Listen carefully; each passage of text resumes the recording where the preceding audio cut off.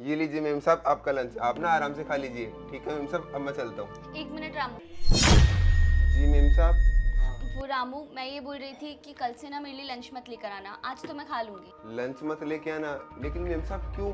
आखिर ऐसी भी क्या गलती कर दी मैंने जो आप लंच के लिए मना कर रहे हो? अरे नहीं रामू, कैसी बातें कर रहा है तू ना लंच बहुत ज़्यादा अच्छा बनाता है, तभी तो हर बार मैं तुझसे ही लंच लेती हूँ। कहीं और से ना मैंने लंच लेना स्टार्ट ही नहीं किया, लेकिन बस मेरी कुछ पर्सनल इश्यूज़ हैं जिनकी वजह से मैं तुझे मना कर रही हूँ। नहीं नहीं मेम साहब, कोई ना कोई तो बात है। देखिए मेम साहब, मैं आपके ऑफिस में ना कई सालों से काम कर रहा हूँ। अगर आप मुझे अपना समझते हो ना, तो आप मुझे बता दो क्या बात है, क्या पता मैं आपकी कुछ हेल्प कर पाऊँ। रामू कहा ना मैंने, कोई बात नहीं है, तू ज़्यादा सोच रहा है। अगर कुछ बात होती मैं तुझे बता देती। देखिए मेम साहब, मुझे तो कुछ नहीं पता, मैं यहाँ से नहीं जाऊँगा। आप मुझे परेशान लग रही हो, कुछ ना कुछ बात है, ज़रूर बताओ मेरे को। एक्चुअली ना मैम को मेरी पोस्ट पर ना कोई और एम्प्लॉय मिल गया है जो मुझसे ज़्यादा अच्छा काम कर रहा है, तो इस वजह से ना मैम ने मुझे इस कंपनी से फायर कर दिया है और उन्होंने मुझे बोला है कि मैं सिर्फ 10 दिन के नोटिस पीरियड पे हूँ। 10 दिन बाद जब वो न्यू एम्प्लॉय यहाँ ज्वाइन कर लेगा तो मुझे यहाँ से रिज़ाइन देना पड़ेगा। बस इसीलिए अब तो जानता है ना, मैं अनजान शहर में रह रही हूँ, अपनी फैमिली से दूर रह रही हूँ। अब मुझे नहीं पता इसके बाद मुझे जॉब कहाँ मिलेगी। मेरे लिए ना एक एक पैसा बचाना बहुत बड़ी चीज़ है। अगर मैं ये छोटी मोटी चीज़ों में पैसे बचा लूँगी ना, तो इन फ्यूचर वो मेरे काम आएंगे।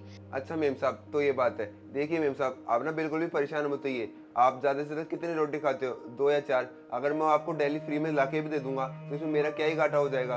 और मेम साहब, आप शायद भूल रहे हो, आपने इस ऑफिस में सबसे पहले टिफिन स्टार्ट करा था ना, इसलिए मेम साहब मैं ना आपको टिफिन डेली पहुंचाया करूंगा। अब देखते हैं नेक्स्ट जॉब मुझे कहाँ मिलती है, उस अकॉर्डिंग सब कुछ मैनेज होगा। अगर मैं यहाँ आसपास ही रही ना, तो आई प्रॉमिस मैं तुझसे ही लंच लिया करूँगी। अगर आपकी जॉब गई भी है तो आप टिफिन लेना क्यों बंद कर रहे हो?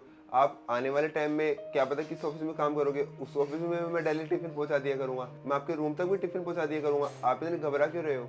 मुझे तो लगा था कि जब मैं तुझे मना करूंगी ना लंच लाने के लिए तो तू मान जाएगा, लेकिन तू औरों जैसा नहीं है। तू ना दूसरों के दुख दर्द को समझता है। यहाँ तू अपना नुकसान करवाने के लिए तैयार था, सिर्फ और सिर्फ मुझे लंच देने के लिए।